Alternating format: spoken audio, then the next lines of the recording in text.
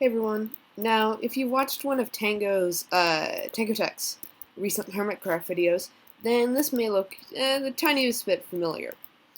It's a Ravager launcher, and there have been no new tutorials for it, and I would say about a year. Um, well, at least tutorials for Minecraft Java Edition. There have been a couple for Minecraft Bedrock.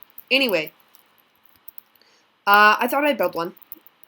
It can't really, or at least I thought it would use. I don't know if the Tango Tech design is an original design by Tango Tech or if he used it from someone else. But basically, I took the Tango Tech design and modified it so it would be. The thing is, I don't know if that design is on the internet. Tango didn't really cite where he got the tutorial from. So I don't know if he made it up himself, or if he got it from another YouTuber, or whatever.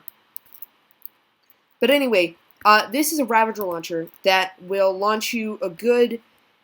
it launches you 650 blocks, so it's pretty good.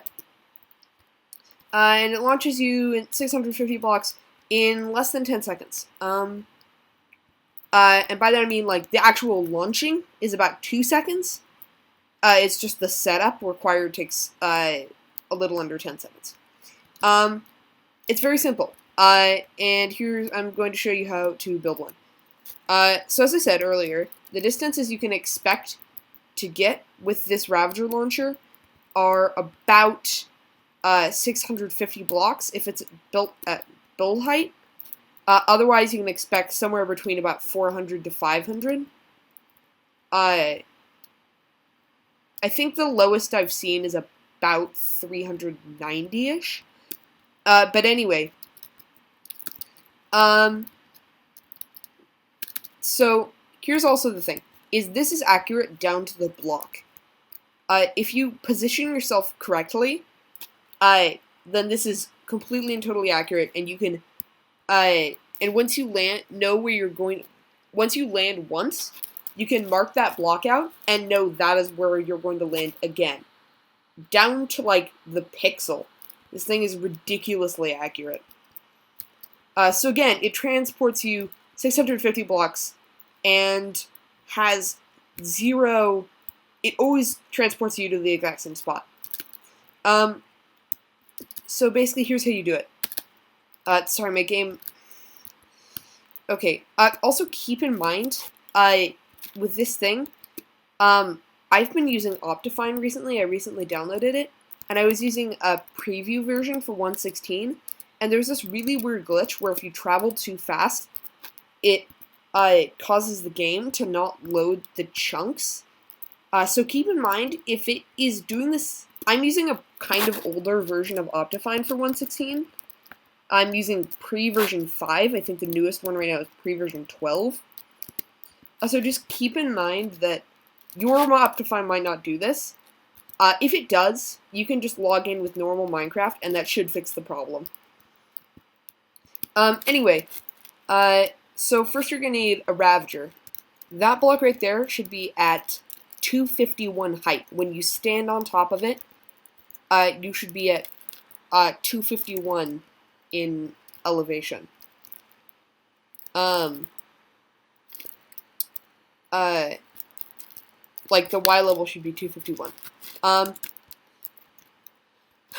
So basically you want a rail down here and a minecart.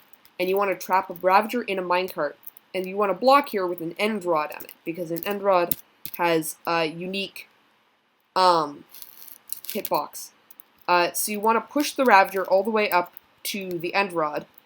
Preferably you want a minecart going at some speed that goes into the Ravager, because then the Ravager will have the Ravager will get into the minecart and still the same velocity, so you won't have to push the Ravager, which will probably result in your death several times. Keep in mind, you will not be able to place this block. Okay, so this block, the end rod, these two blocks right here, the rail and the minecart, you won't be able to place those. And you won't be able to place this glass block beforehand, I don't think, either. So you're going to have to use a piston to push this block in. You can't just leave this block out. It's a very important block. So you need to piston this block in. Okay, so also, these blocks on the floor, as far as I know, have to be glass.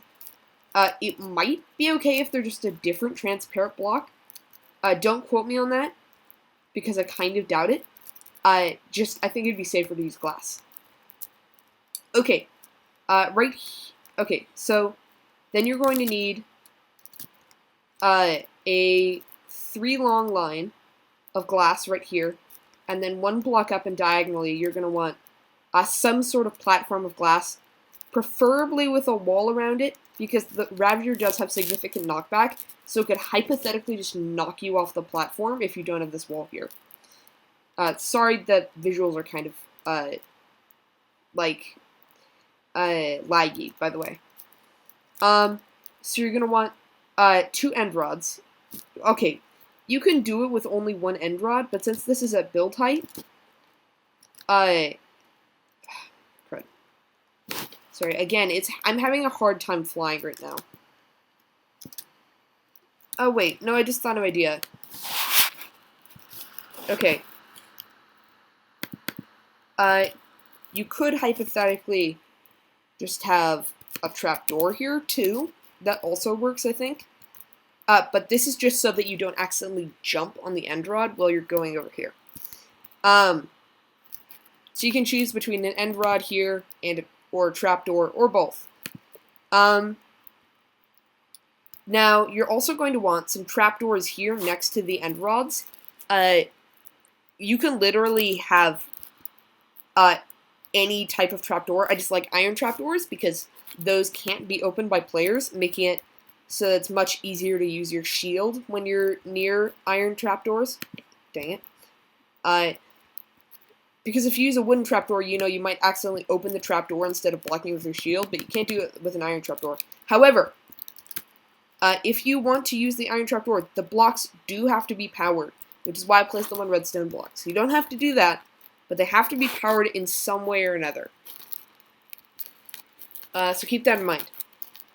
Now, it has to be trapdoors because that aligns you perfectly with the Ravager.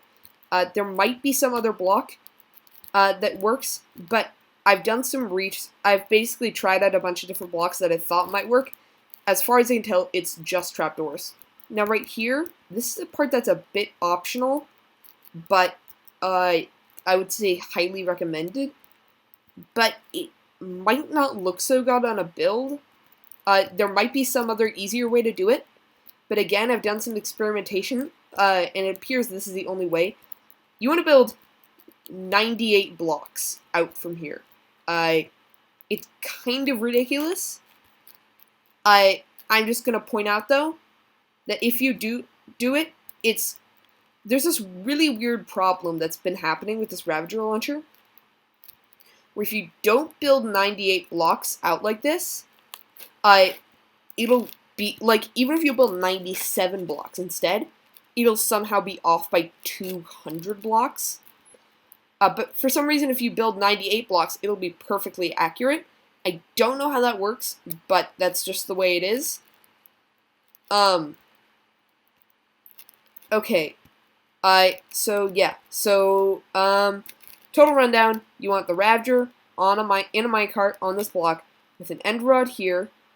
And you got to piston a block of glass right here into kind of the Ravager's head. You want a platform made of glass with a wall around it, some trapdoors here, and either an end rod here, and either an end rod here, or a trapdoor on the top half of this block. And, of course, 98 blocks out that way. Now I'm just going to show you how it works real quick. So, basically, you walk up to the Ravager with your shield. It might take a moment before the Ravager starts hitting your shield, but trying these couple blocks right here is good. Now eventually, the Ravager will do that, where it kind of shakes its head back and forth and there's some potion particles. And I will show you what to do.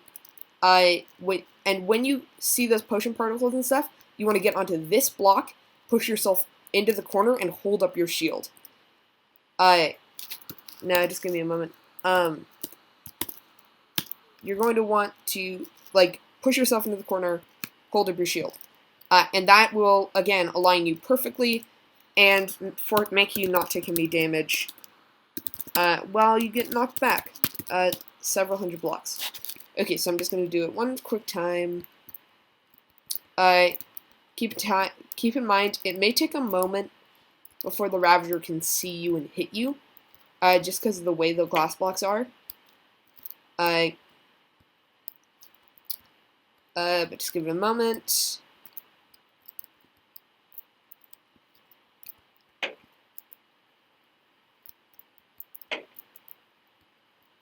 Okay.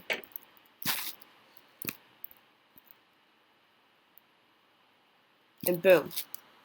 It'll launch you way off into the distance to a very exact spot, which I have marked with this redstone block. So it always lands me almost exactly at this pixel or so right here. So as you can see, it's a very accurate Ravager launcher. And you know, also the thing is you can actually have a mountain like right in front of you, and the Ravager launcher will still clear it, because most of them, most of the distance traveled is really high up in the air, and the last 3 blocks are where you do like 90% of the falling. So keep in mind, even if there's a mountain here, it still might work. If it doesn't work, you know, you can always just like punch a tunnel through this like that, and then you can just travel through the mountain. Also, I switched to creative mode so I wouldn't take any fall damage. However, if you were doing this in survival mode, you are going to want to have some water right here so that you don't, well, die a painful death, basically. So you know, you're gonna want a little setup like this, where you're going to land. Also, you shouldn't take any damage from kinetic energy while using this Ravager launcher. So you could hypothetically just have like a wall at 400 blocks, and then just fall straight down into a certain location. So this doesn't have to be like, it doesn't always have to be 700 blocks. It could only be like 500 or 400 or something. I believe this works in the Nether. So you can get even more ridiculous distances with that. A little over 4,800 blocks in equivalent. In equivalent terms, it would be about in equivalent terms in the overworld with the Ravager launcher, you can move 5,200 blocks in the overworld if you use it in the Nether. In the space of, well, under like 20 seconds. So it's pretty great. Also, again, keep in mind, these numbers only apply if you do it at build height. If you do it anywhere else, it might not really apply. Also, the distance that you travel, like, depends a little bit on the location that you're landing, the Y height. So here the Y height is 66. So it was 3 blocks, it was a little bit shorter of a distance than when I was doing it in my creative test world, where I would travel about 3 more blocks. So also keep in mind, if there's like a large hill here, you might not travel quite as far. Anyway, that's just about it for this tutorial. I hope you enjoyed, and I'll see you next time.